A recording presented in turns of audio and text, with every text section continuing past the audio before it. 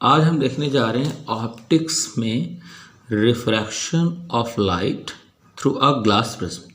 ये एग्ज़ाम में बहुत आता है, यानी कि एग्ज़ाम के लिए बहुत ज़्यादा इम्पॉर्टेंट है और इसको चलिए हम लोग बहुत इजी तरीके से देखते हैं। यहाँ पे क्वेश्चन आता है कि derive the expression for refraction formula for the glass prism. तो मैंने मान लिया कि ये एक प्रिज्म है जो कि एयर में रखा हुआ है और ये ग्लास का बना हुआ है। तो यहाँ से एक लाइट इंसिडेंट हो रही है OP। तो अब क्योंकि ये एयर में रखा हुआ है तो रेयर से डेंसर में लाइट आएगी। तो अब हम यहाँ पे अगर एक नॉर्मल ड्रॉ कर लें इसके सरफेस पे, तो ये एंगल ऑफ इंसिडेंस I हो गया और अब ये जाना तो ऐसे चाहिए थी लाइट, लेकिन अब ये क्योंकि रेयर से डेंसर में जा रही है तो नॉर्मल की तरफ बेंड हो जाएगी ऐसे। ये ओरिजिनल डायरेक्शन थी, ये नॉर्मल की तरफ हल्की सी बेंड हो गई। तो अब यहाँ पे एक और हम नॉर्मल ड्रॉ कर सकते हैं इस तरीके से। तो अब यहाँ डेंसर से रेयर में लाइट जा रही है, ये ग्लास ये एयर, तो ये नॉर्मल से दूर हट जाएगी लाइक दिस। तो अब ये OP कहलाएगी इंसिडेंट रे और ये PQ कहलाएगी रिफ्रैक्टेड रे। तो ये हो गया एंगल ऑफ रिफ्रैक्शन R और ये QR कहलाएगी एमर्जेंट रे। तो मैंने मान लिया कि ये एंगल I, ये एंगल R और ये एंगल R डैश और ये एंगल ऑफ इमरजेंस जो है दिस इज I डैश। तो अब आप देख रहे हैं कि जो ये लाइट थी ये अपने पाथ से डेविएट कर गई, यानी प्रिज्म ने डेविएट कर दिया है लाइट को। तो देखो जरा, क्योंकि इनिशियल पाथ जो है लाइट का ये वाला था और फाइनली अब ये वाला पाथ है, तो इसका मतलब लाइट अपने पाथ से डेविएट कर गई है किसी एंगल से। तो जिस एंगल से लाइट अपने पाथ से डेविएट करती है उसे बोलते हैं एंगल ऑफ डेविएशन। तो अब अगर हम एंगल ऑफ डेविएशन देखना चाह रहे हैं तो फिर आपको इंसिडेंट रे को आगे बढ़ाना पड़ेगा लाइक दिस और इमर्जेंट रे को पीछे बढ़ाना पड़ेगा ऐसे। तो इंसिडेंट रे को आगे बढ़ाकर और इमर्जेंट रे को पीछे बढ़ाकर जो एंगल मिलता है तो उसे हम बोलते हैं एंगल ऑफ डेविएशन और उसे डेल्टा से डिनोट करते हैं। तो ये हो गया रे diagram for the refraction of light through prism. आपको रे डायग्राम बहुत अच्छे से प्रैक्टिस करनी है, तभी आप प्रूफ कर पाएंगे। तो ये ट्रायंगल था ABC, मैंने इसको मान लिया D और ये मान लिया मैंने E। तो आपने प्रीवियस क्लासेस में पढ़ रखा है एक्सटीरियर एंगल थ्योरम। तो एक्सटीरियर एंगल थ्योरम क्या है वो पहले हम देख लेते हैं, तभी आपको ये प्रूफ समझ में आएगा। आपने प्रीवियस क्लासेस में एक्सटीरियर एंगल थ्योरम में देखा होगा कि अगर ये कोई ट्रायंगल है और इसकी किसी एक साइड को हम ऐसे आगे बढ़ा दें तो ये जो एंगल मिलेगा इस एंगल को बोलते हैं एक्सटीरियर एंगल। और ये एंगल अपने सामने के दो इंटरनल एंगल्स के सम के बराबर होता है। अगर मैं इसको मानूँ P, इसको मानूँ Q, तो यहाँ पे ये जो X है, एंगल X है, जो angle P plus angle Q के बराबर होगा।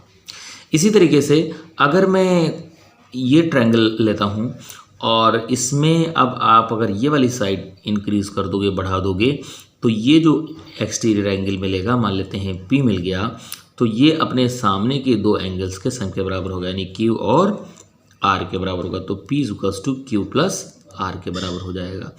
तो आप तो ये होती है एक्सटीरियर एंगल थ्योरम। और आप ये भी जानते हो, ये तो बहुत इजीली पता होगा आपको, कि अगर दो लाइंस इस तरीके से इंटरसेक्ट कर रही हैं तो ये और ये एंगल्स वर्टिकली अपोजिट एंगल होते हैं और बराबर होते हैं। इसी तरीके से ये और ये एंगल भी क्या होंगे, वर्टिकली अपोजिट, और ये भी बराबर होंगे। तो इन दोनों थ्योरम्स को हम लोग वहाँ पे यूज़ करेंगे प्रिज्म के एक्सप्रेशन में। तो अब यहाँ पे देखिए, in triangle DPQ, in triangle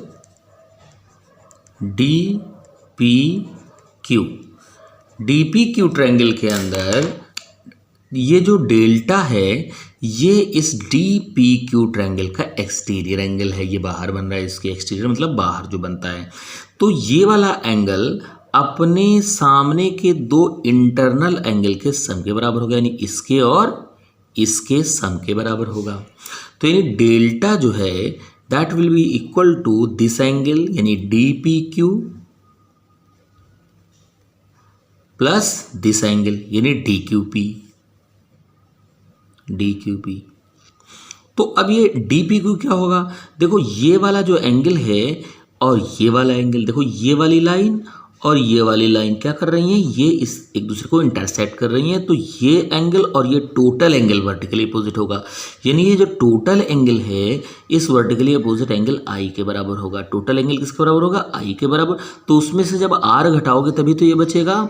तो यानी ये डी पी क्यू किसके बराबर होगा, इस टोटल एंगल आई में से आप इस आर को घटा दोगे तो ये एंगल आ जाएगा डी पी क्यू, यानी हम कह सकते हैं इसको आई माइनस आर। और इसी तरीके से ये आई डैश है तो ये टोटल एंगल आई डैश होगा वर्टिकली अपोजिट, उसमें से जब आर डैश घटाओगे तो ये बचेगा, यानी ये एंगल हो जाएगा I dash minus R dash. तो अब ये आई डैश एक साथ लिख लेते हैं तो ये बन जाएगा आई प्लस आई डैश, और माइनस कॉमन लेके इसमें हम लिख देते हैं आर प्लस आर डैश। ये हो गया फर्स्ट स्टेप। आई थिंक ये आपको क्लियर हो गया होगा। तो चलिए चलते हैं सेकेंड स्टेप की तरफ। अब हम ट्रायंगल लेंगे पी क्यू ई। आपको पता है किसी ट्रायंगल के तीनों एंगल का सम 180 डिग्री होता है। तो यहाँ पे R plus R dash plus E क्या होगा, यानी R plus R dash plus E क्या होगा, तीनों एंगल का सम 180 डिग्री। यानी कि हम लिख सकते हैं R plus R dash is equals to 180 minus ई।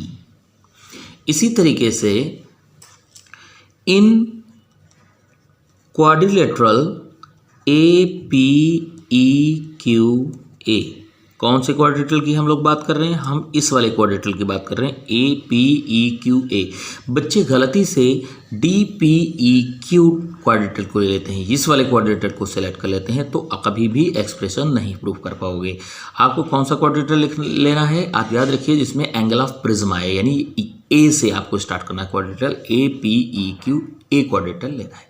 आपको पता है क्वाड्रिलेटरल के चारों एंगल का सम जो है वो 360 डिग्री होता है।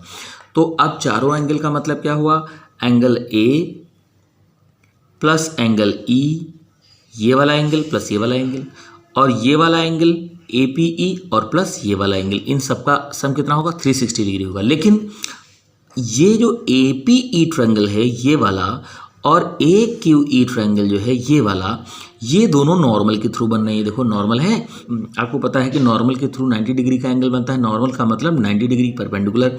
तो ये ए पी ई और ए क्यू ई, ये जो दोनों एंगल कितने के होंगे, 90 के। तो 90 प्लस 90 180 हो गया। तो अब चारों एंगल का सम 360 है।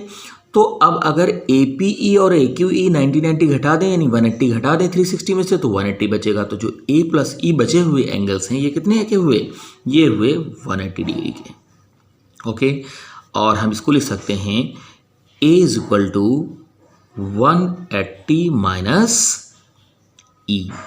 तो इसको लिखा जा सकता है, इसको लिखा जा सकता है अब देखो 180 माइनस ई ए भी है और 180 minus E R plus R dash भी है। तो यहाँ से दोनों को अगर हम कंपेयर करते हैं तो हम लिख सकते हैं R plus R dash is equal to A. ये इक्वेशन नंबर सेकंड हो गया।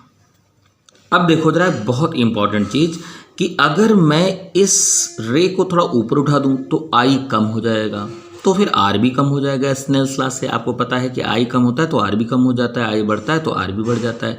तो अगर मैं इस रे को ऊपर उठाकर आई को कम कर दूं तो आर भी कम हो जाएगा, तो आर डैश भी कम हो जाएगा, तो फिर आई डैश भी कम हो जाएगा। तो आप मान लो ये है इंसिडेंट रे और ये है इमर्जेंट रे। तो इनके बीच का जो ये एंगल बन रहा है ये एंगल है डेल्टा, यानी एंगल ऑफ डेविएशन। तो अगर मैं उनको ऊपर उठाता जाऊं तो ये डेल्टा देखो धीरे धीरे कम हो रहा है। तो कम होता होता होता होता है कंडीशन के बाद ये लाइंस बिल्कुल जब स्ट्रेट होने लगेंगी तो ये डेल्टा मिनिमम हो जाएगा। यानी कहने का मतलब ये है कि अगर मैं अब और भी थोड़ा सा भी अगर मैं इनको ऊपर उठाता हूँ लाइट रेस को, तो ये बिल्कुल डेल्टा क्या हो जाएगा, ज़ीरो हो जाएगा, लाइंस बिल्कुल स्ट्रेट हो जाएंगी। तो मैं बात कर रहा हूँ उस कंडीशन की जब ये इनके बीच एंगल ऑफ डेविएशन बहुत ही कम यानी मिनिमम हो गया है। तो जब ये एंगल ऑफ डेविएशन मिनिमम हो जाएगा तो ये लाइंस लगभग दोनों स्ट्रेट बन जाएंगी। और जब लाइंस स्ट्रेट बन जाएंगी ये OP और QR, तो ये डेल्टा क्या हो जाएगा, मिनिमम हो जाएगा। ये तो ये I, R, R डैश और I डैश ये सब क्या हो जाएंगे, बहुत कम हो जाएंगे। और तो जब बहुत कम हो जाएंगे तो इनके बीच डिफरेंस तो नेग्लिजिबल हम मान सकते हैं। जब बहुत ही छोटे हो जाएंगे आई आर आर डैश और आई डैश तो हम इनके बीच डिफरेंस को नेग्लेक्ट कर सकते हैं, लगभग इनको बराबर मान सकते हैं। तो उस कंडीशन में हम कह रहे हैं at the condition of minimum deviation I I dash के बराबर हो जाएगा, आर आर डैश के बराबर हो जाएगा, और तब डेल्टा को हम डेल्टा मिनिमम कहेंगे और डेल्टा मिनिमम को हम डेल्टा एम से डिनोट कर रहे हैं। तो अब in this case we can say from equation number 1 and 2, from equation number 1 and 2, देखो भाई 1 इक्वेशन नंबर 1 से क्या हम कह सकते हैं, देखो यहाँ पे डेल्टा जो है ये इक्वल टू है आई प्लस आई डैश के। अब आई और आई डैश दोनों बराबर हैं तो आई डैश को भी अगर हम आई कहते हैं तो ये हो जाएगा 2i, और R plus R dash equal है किसके, ए के।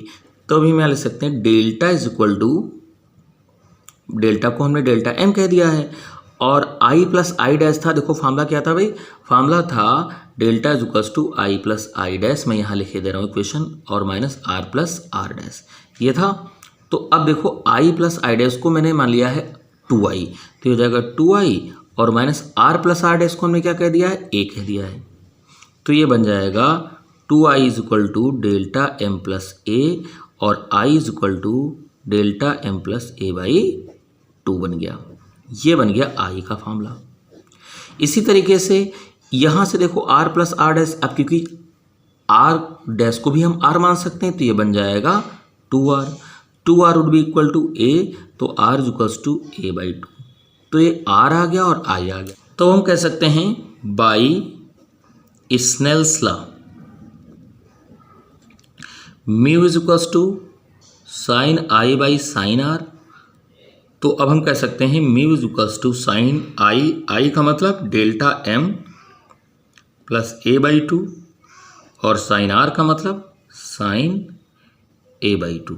तो ये बन गया refraction formula for a prism. तो ये एग्ज़ाम में बहुत ज़्यादा पूछा जाता है और इसको आप अच्छे से प्रैक्टिस कर लीजिए और नोट्स ज़रूर बनाइए, और जहाँ कहीं पे कन्फ्यूज़न हो तो आप जो है कमेंट बॉक्स में पूछ सकते हैं। और अगर आपको ये वीडियो पसंद आया हो तो हमारे चैनल को सब्सक्राइब करिए, लाइक करिए, और इसको अपने फ्रेंड्स में ज़्यादा से ज़्यादा शेयर करिए। और इसी तरीके से इम्पॉर्टेंट कॉन्सेप्ट्स इजी तरीके से समझने के लिए हमारे चैनल पे बने रहिए। मिलते हैं अगले वीडियो में। Thank you so much.